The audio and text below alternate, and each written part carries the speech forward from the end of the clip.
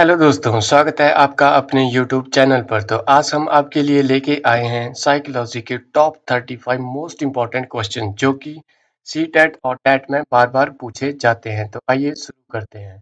Question number first is psychology is a part of. Psychology किसका part है?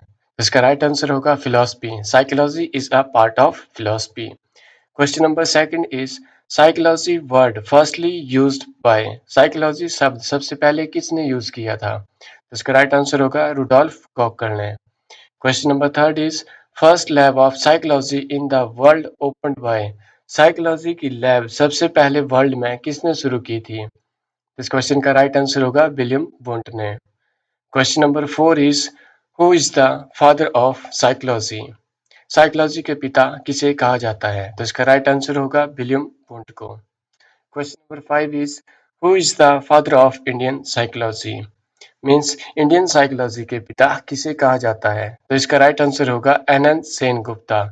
N Sen Gupta means Narendra Nath Sen Gupta, ये इनका पूरा नाम है और इन्होंने कोलकाता में 1915-16 में फर्स्ट साइकोलॉजी लैब ओपन की थी। Question number six is who is the father of modern psychology? Modern psychology के पिता किसे कहा जाता है?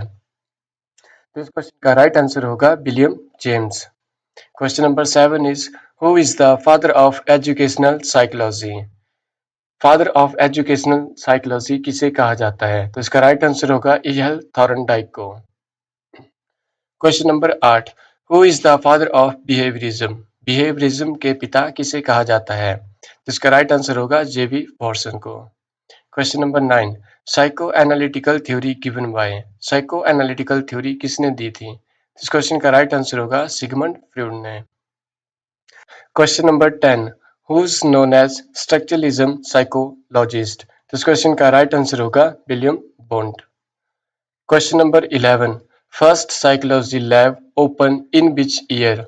मीन्स पहली साइकोलॉजी लैब किस वर्ष खोली गई थी? तो इसका राइट आंसर होगा 1879 में जर्मनी के लिपजिंग शहर में खोली गई थी।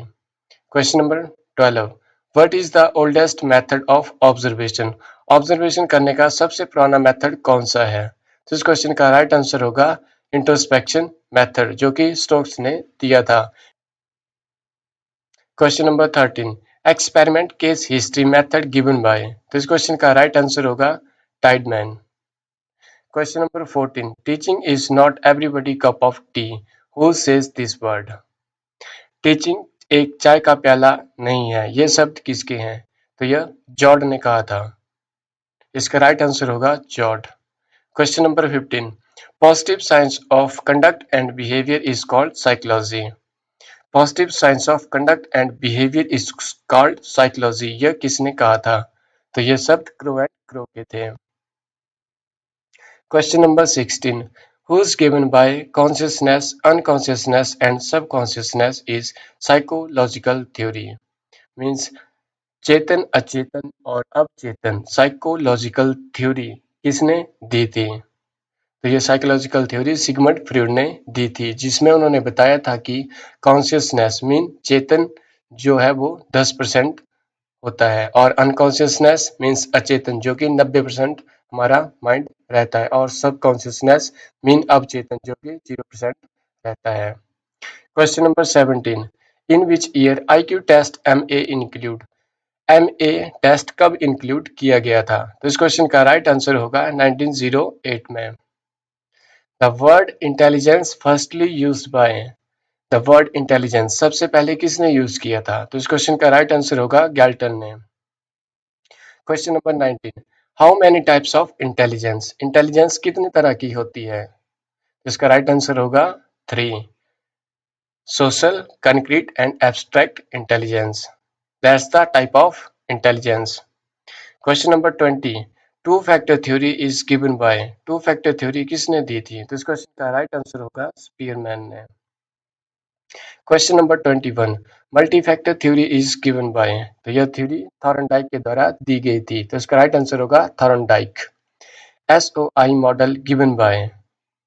SOI model means structure of intellect model given by. तो इसका राइट आंसर होगा JP गिलफोर्ड।